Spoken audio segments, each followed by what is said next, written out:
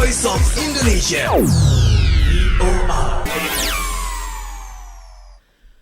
Voice of Indonesia from Indonesia to the world. Welcome back to me, Ahmad Faisal, at an interview today and regarding with Ubud Food Festival. And we are going to interview founder and director of Ubud Food Festival, Deneefe. How are you today, Mrs. Janet? I'm good. How are you? I'm fine. Nice to see you, Mrs. Janet. Nice to see you too. Okay, well, actually, you are as a founder and director of Ubud Food Festival, and our listener would also like to know about Ubud Food Festival. What is it about, actually, Mrs. Janet?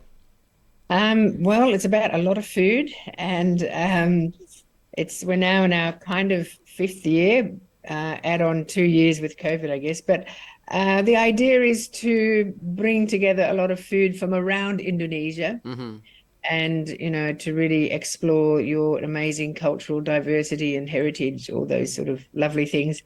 But it's also about bringing other chefs in the region to Indonesia, to Ubud. And also some international chefs. So it's a fantastic networking opportunity for chefs and food producers, people in the food industry. Okay. Well, actually, what is your reason in establishing about this festival? So I love Indonesian food, so it's purely selfish. Yeah, I just love the food, and I feel that it's perhaps one of the least understood cuisines in the world, given that 270 million people and an incredibly diverse cuisine. I find the rest of the world doesn't know a lot about it. So I figured, okay, well, let's start in Ubud, start spreading the word, and also telling other Indonesians about other Indonesians' food. So these sort of platforms are important for educating people. So it seems that this is really familiar for you to know Ubud, yes? Yeah, it's my home. Yeah, I've been here for a long time, so it's pretty easy for me to be organizing events here. So you stay there? Yes. Okay. So actually, why do you choose Ubud, Mrs. Janet? Well, when I first came here in 1975, before you were born, I think. So this is where we came and where we spent most of the time, and I loved it then, and I still love it now. It's where my family is. Something about this little village, or it was back then, and this sort of highland territory and the culture, etc. It's hard not to love. So it's where I am. So you organize this festival. Is it every year you do this, or only maybe once in 2 years? Or can you explain about this?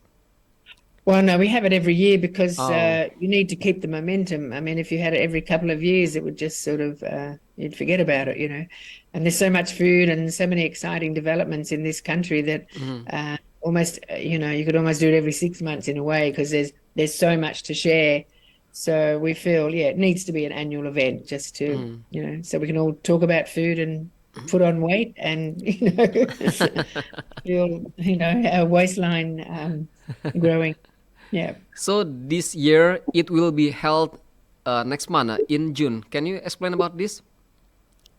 Yeah, we're sliding the dates a bit back and forth. Eventually we'll sort of tippy toe back to May. It used to be in April actually, but sometimes the weather in April isn't great. So, but also there's other kind of holy days, etc., that we have to sidestep. So, we sort of pushed it back to June this year, but also to allow us to get our post-COVID kind of working mode back on track, and then next year we'll bring it back to May.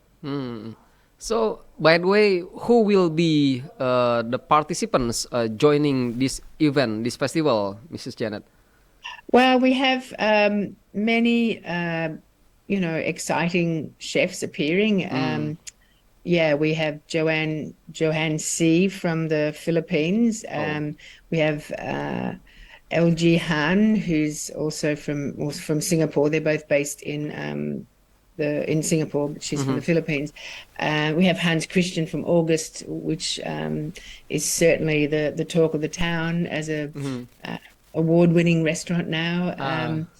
Who else? We have a lot of Filipino chefs, from Australia, from the Philippines, which I think it's a very important thing to be bringing them into the equation, into the discussion, because Filipino food around the world is really taking off.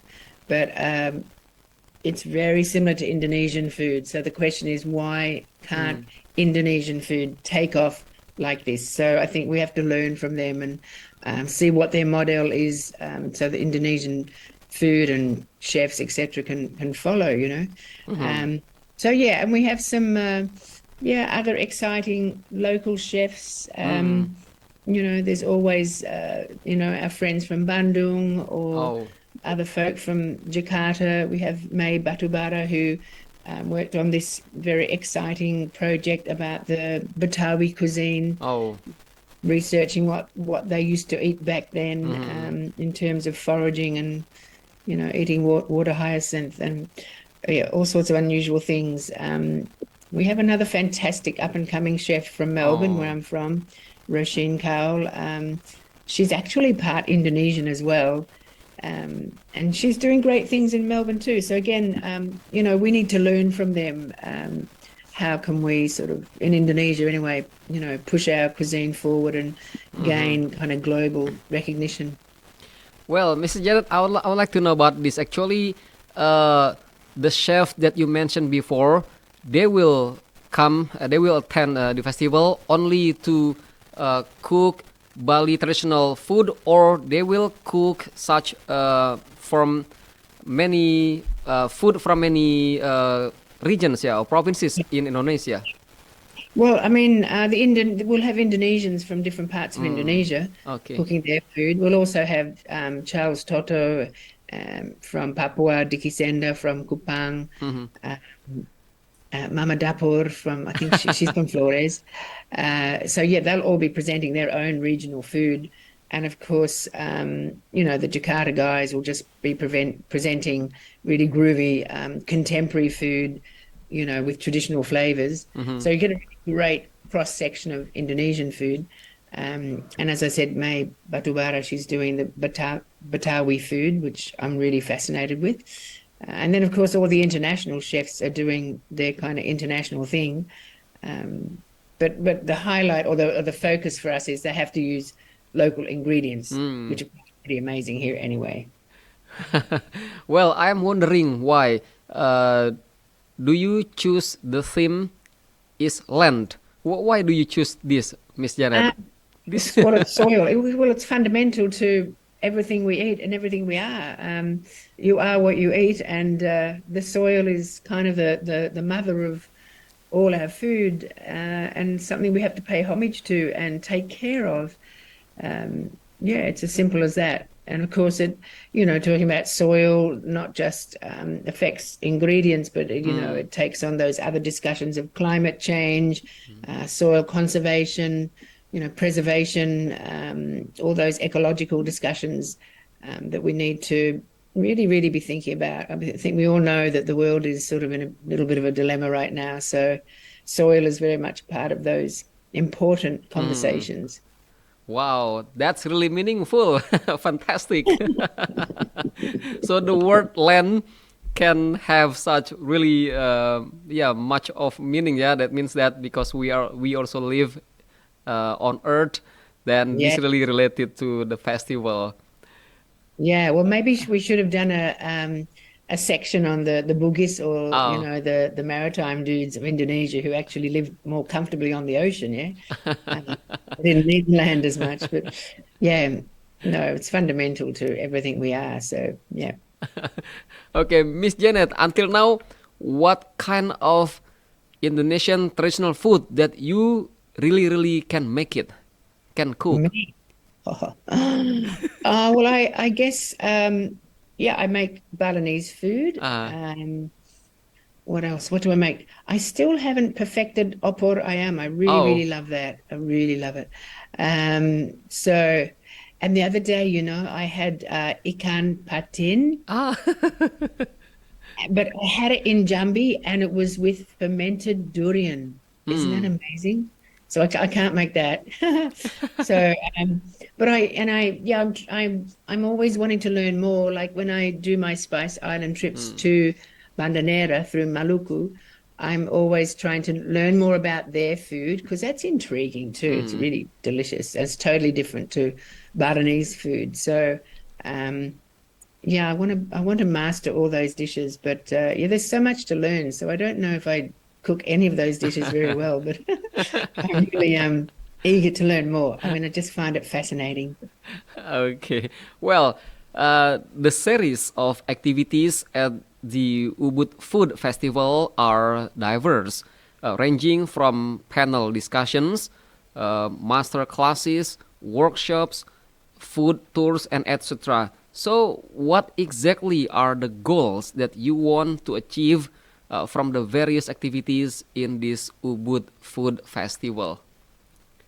Well, I guess everything we do under the umbrella of the Yayasan, Mhm. Mudraswari, Saraswati, is all about education. So actually, we want to educate people Mm. about where food comes from, what sort of food we grow, how we make it, about artisan producers.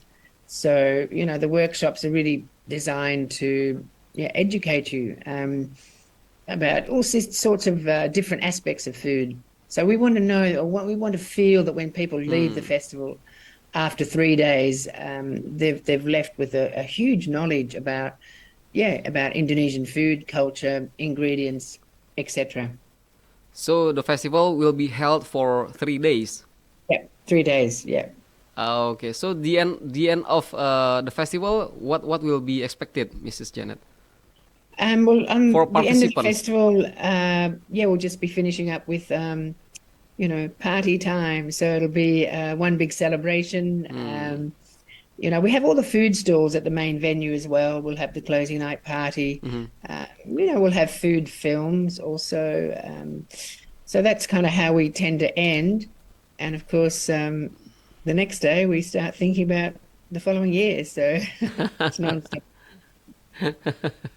Well, not in this case, yeah, not knowing or understanding about the Ubud Food Festival. Actually, how exactly do you comment on the wealth of Indonesian culinary delights? Yeah, we do a lot of research. Hmm. You know, yeah, I guess I've traveled around Indonesia quite a bit, and now with the help of the most honorable Instagram, I find it quite easy to connect with different Hmm. food communities. So that's how we often, yeah, find them on Instagram and invite them simply, like that, as simple as that. So, yeah, I guess it's just through research and just being tuned into food trends. Hmm.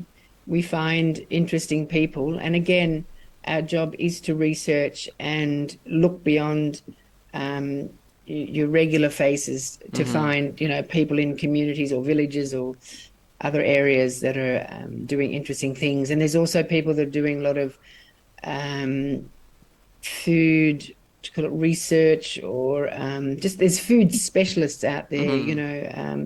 like we're bringing in the Bapat, who I call him the cassava man. He's like a specialist on cassava.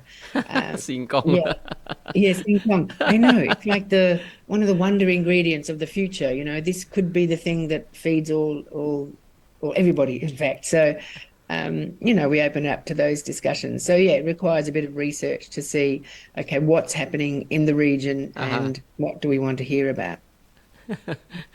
Okay, so what is the potential for this culinary wealth to be further developed in the future? You mean in terms of the style of cooking or like the ingredients, or how do we, is that what you mean by that? I'm not sure what sort of question that is. But anyway, um, yeah, I mean, the future of food is a big issue anyway, Mm. isn't it? So we will have those sort of discussions, and that comes into food security, Oh. and a lot of that's to do with climate change, the impact of those kind of global conditions. Hmm. So I guess, yeah, we're just talking about all of those things. But, you can come up with solutions on a smaller level in terms of just what you do from day to day, how you select what you eat, how you start creating compost. And, we want to talk about all those things that we can do on a smaller scale in order to make some sort of change. Okay, the last question, Mrs. Janet, do you have any such kind comment or wish for this Ubud Food Festival this year? Well, I just wish it to be a successful celebration of food across all levels. I'm really looking forward to meeting everybody that's in the program. I'm looking forward to hearing about surprises or, the other thing is often after the festival, I'll meet people that have been inspired over the 3 days and then started their own business to do with food or, those sorts of stories. So, yeah, I just hope that everybody's happy and that it's an inspirational 3 days and that there's a positive impact for the farmers, the producers, even the schools. We've got some of the hospitality schools talking about what they do. I mean, again, you just hope that it's a positive impact for everybody involved. Okay. Okay, thank you very much, Mrs. Janet, for your time and attention. Thank you. I hope that this Ubud Food Festival will be run smoothly and successfully. Great. Thank you so much. You must come along, okay? Okay. All right. Well, that was our special interview with Deneefe as founder and director of Ubud Food Festival. And thank you very much for your attention.